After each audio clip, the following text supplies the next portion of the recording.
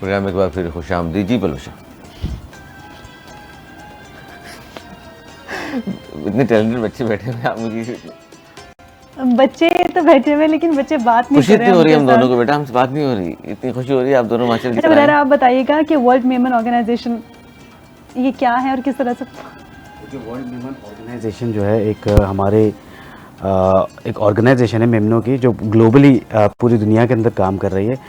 मैं पिछले 2017 से उसके साथ एसोसिएट हूँ, और क्योंकि एज अ यूथ एग्जीक्यूटिव, क्योंकि वर्ल्ड मेमन ऑर्गेनाइजेशन की एक हमारी एक छोटा सा एक कम्युनिटी है, world Memon youth, WMO youth wing Pakistan chapter. तो उसके साथ मैं काम कर रहा हूँ। जवाद चौकसी is a chairman right now, उससे पहले जो है वो खुर्रम शहजाद, और इस तरह हमारे एक टर्नओवर होता है उस हिसाब से सारी चीज़ें। तो हमारा हमारा जो काम है, जो हमारी जो टीम है, वो बेसिकली यूथ को एम्पावर करना और यूथ के लिए फैसिलिटीज़ प्रोवाइड करना, और कोई उनके मसाइल हैं उनको हल करने के ऊपर जो है हम फोकस करते हैं। तो इन बच्चों को आगे ले जाने में कितना किरदार अदा किया इस ऑर्गेनाइजेशन ने?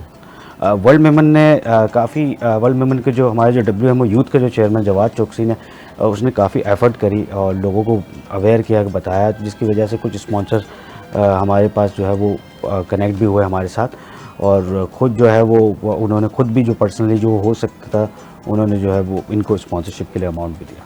अच्छा ये बताइएगा कि पाकिस्तान जिu-जित्सु फेडरेशन जो है उसकी हवाले से क्या आप कहना चाहेंगे, क्योंकि फेडरेशन की मदद के बगैर आई थिंक पॉसिबल ना होता इन बच्चों को। देखिए फेडरेशन तो जो है ना वो कहते हैं माई बाप होती है, ठीक है ना, तो उसके बगैर तो हो ही नहीं सकता ना, क्योंकि without the registration, without NOC, without मतलब जिu-जित्सु है, फेडरेशन है तो हम जिu-जित्सु के साथ अटैच है, अदरवाइज़ क्योंकि इनकी भी अगर कोई एंट्री जानी है तो वो फेडरेशन से ही जानी है। तो फेडरेशन बेसिकली हमारी कई सालों से हम फुल सपोर्टिव है, और इसमें कोई शक नहीं है कि उनकी कोई सपोर्ट कम हुई हो, लेकिन यस ऑफ कोर्स क्योंकि उनके पास फंड्स नहीं है, क्योंकि गवर्नमेंट एक लिमिटेड बजट है, इतना बजट देते हैं कि मैं आपको बता दूं कि फेडरेशन नेशनल भी नहीं करा सकती उस बजट के अंदर। तो इसमें जो है ना नेशनल भी नहीं हो सकती, तो फिर इन इंटरनेशनल इवेंट्स की तो बात दूर की बात है। तो लेकिन यह है कि खलील अहमद खान साहब जो हमारे चेयरमैन हैं और जो सेक्रेटरी हैं तारिक अली साहब जो है, उनकी फुल सपोर्ट रहती है कि यार आपको फुल हैंड है, आपको जिस तरह भी करना है, जैसे भी करना है, और वो जहाँ पे हो सकता है हमारे लिए बात करते हैं। तो अल्हम्दुलिल्लाह इस मामले में हमारी फेडरेशन जो है बहुत अच्छी है। ठीक है, इस मामले में फेडरेशन बहुत अच्छी है। ठीक है, अच्छा आपसे ये जानना चाहेंगे अबू हुरैरा, बिकॉज आप भी 3 टाइम्स एशियन चैम्पियन रह चुके हैं, उसके बाद आपने कोचिंग का फैसला किया कि आप बच्चों को जो है वो सिखाएंगे, तो आपने इस टैलेंट को कंटिन्यू क्यों नहीं किया? ये आपके पास जो एक थी अपॉर्चुनिटी इसको कंटिन्यू करने की, पाकिस्तान के लिए आप मज़ीद भी नाम रोशन कर सकते थे, तो आपने अभी माशाल्लाह यंग है, आप स्टॉप क्यों किया? देखिए मैंने ऐसा अनाउंसमेंट नहीं करी है कि मैं रिटायरमेंट ले रहा हूँ, नहीं मैं खेल रहा हूँ। लास्ट ईयर में मैं नेशनल खेला हूँ, नेशनल गोल्ड मेडलिस्ट रहा हूँ।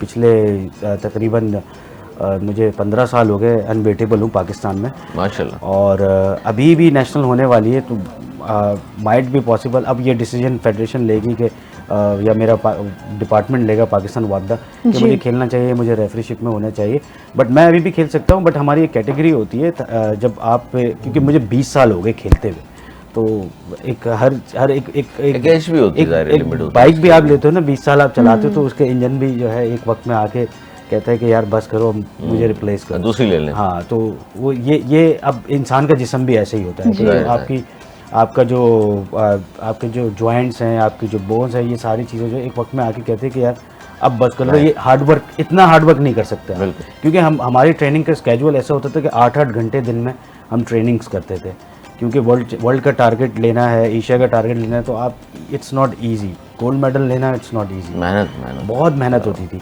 तो ऑफ कोर्स जाहिर है तो फिर चीज़ें हो जाती है। इसके अलावा होता ही है कि जब आप 35 क्रॉस करते हैं ना, या 35 के हो जाते हैं, तो एक कैटेगरी होती है मास्टर कैटेगरी, इंटरनेशनली वर्ल्ड में मास्टर कैटेगरी होती है कि जो 35 से प्लस एज है ना, वो एक अलग कैटेगरी में खेलें, ताकि क्योंकि देखिए एक 18 साल के 20 साल के बच्चे की जो एनर्जी है और एक 30 साल 35 साल की जो एनर्जी है उसमें डिफरेंस होता है।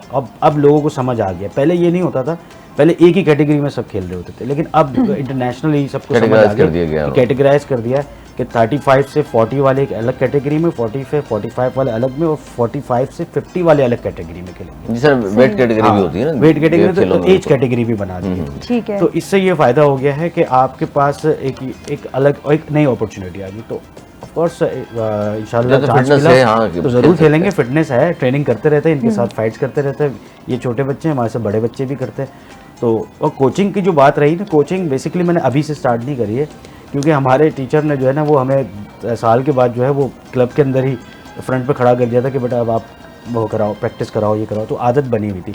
और फिर 2009 में और 10 के अंदर जो है वो पाकिस्तान आर्मी को ट्रेनिंग कराई है, मुख्तलिफ यूनिट्स को ट्रेनिंग कराई है उनकी, और डिफरेंट स्कूल्स में, डिफरेंट कॉलेजेस के अंदर ट्रेनिंग कराते रहे। तो कोचिंग का जो सिलसिला है वो पिछले 2009 से ही चल रहा है। अच्छा, ये भी बताइएगा, आपने जिक्र किया कि आप रेफरी के तौर पे भी फ़राइज़ अंजाम दे रहे हैं, तो उस हवाले से वो कब से ज्वाइन किया आपने, कब से आप ये खिदमत भी अंजाम दे रहे हैं? देखिए, पिछले साल हमारी एशियन चैम्पियनशिप हुई थी दुबई के अंदर, अबू धाबी में। तो वहाँ पे जो है मैंने ये डिसीजन लिया था कि मैं इस दफ़ा रेफरीशिप कोर्स वगैरह करूँगा और अपने आप को उसमें इम्प्रूव करूँगा, क्योंकि जब आप खिलाड़ी होते हैं तो बहुत सारे रूल्स आपको वैसे ही पता होते हैं, क्योंकि आप रूल्स के हिसाब से खेल रहे हैं। बट जब आप फील्ड में आते हैं तो फिर आपका प्लस पॉइंट ये होता है कि आज जब आपको रूल्स पता है और आप रेफरीशिप में आ गए तो आप इजीली आप जो है वो उसको उसके अंदर इन्वॉल्व हो सकते हैं। तो फिर मैंने उसमें कोर्स किया और अल्हम्दुलिल्लाह अच्छे मार्क्स से पास हुआ, तो उन्होंने मुझे चांस दिया। मेरा लाइसेंस सी हुआ। लास्ट टाइम अभी मैं थाईलैंड गया था तो वहाँ पे लाइसेंस बी हुआ था। अब इंशाल्लाह अभी जॉर्डन में चैम्पियनशिप हो रही है, तो अल्हम्दुलिल्लाह मैं उनकी तरफ से इनवाइटेड रेफरी होता हूँ और जो है वो वहाँ पे जाकर रेफरीशिप करता हूँ। अच्छा, बच्चों से पूछे हम, भाई क्या स्पेशल फूड खाया जाता है, क्या कहा जाता है, आपसे रोटी खानी है, चावल खाने हैं, या स्पेशल कुछ चीज़ डाइट प्लान मामा ने बना के दिया भाई या आपके इंस्ट्रक्टर्स ने बताया भाई? सर ने डाइट बताई है हमें। और क्या बताइए? इसमें फ्रूट्स बोले हैं, वेजिटेबल्स बोले हैं। कौन कौन से फ्रूट्स? एप्पल हो गया, ग्रेप्स, मैंगो, इस टाइप के फ्रूट्स। और वेजिटेबल्स में कौन कौन से वेजिटेबल्स यूज़ करते हैं? वेजिटेबल्स में कैरेट हो गया और ऑल अदर वेजिटेबल्स। ओके। अच्छा, बस साथ में ये भी बताइएगा कि जिस तरह अब ईद आ रही है, आप लड़कियों को शौक़ होता है चूड़ियाँ पहनने का, सजने संवरने का, लेकिन आप जो है आप इस तरह के मार्शल आर्ट में इन्वॉल्व हैं कि आप तो एक तरह से आप में ना वो ये चीज़ आई गेस होगी या नहीं होगी, ये आपसे जानना चाहूँगी। आपको शौक़ है जैसे परसों या एक दिन बाद ईद होगी तो उसके बाद आप उस मौके पे बहुत तैयार होंगी और घूमेंगी बाहर दोस्तों के साथ? थोड़ा थोड़ा है। थोड़ा थोड़ा है। चूड़ियाँ उन्होंने ज़ाहिर पहनेंगी तो फिर फाइट भी करनी है उन्होंने, फिर उतारनी पड़ेंगी या वरना तो ज़ाहिर नुकसान होगा।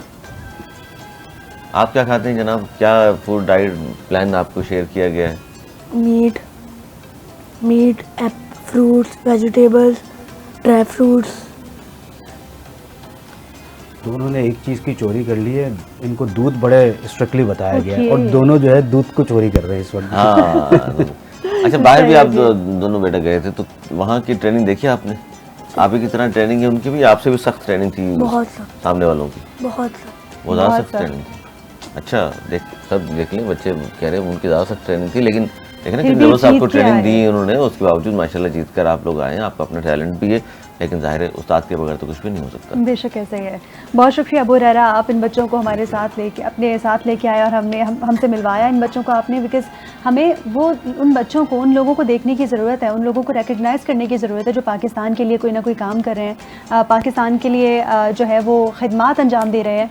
और यकीनन इन बच्चों पर थोड़ी और मेहनत की जाए तो ये पाकिस्तान के लिए मज़ीद नाम कमाएँगे, पाकिस्तान का नाम रोशन करेंगे। आपका बहुत शुक्रिया अबू हुरैरा, आप तशरीफ़ लाए इन बच्चों के साथ। आमना और माज, आप दोनों का भी बहुत शुक्रिया कि आप आए। नाज़रीन, हाजिर होंगे एक शॉर्ट ब्रेक के बाद, हमारे साथ रहिए।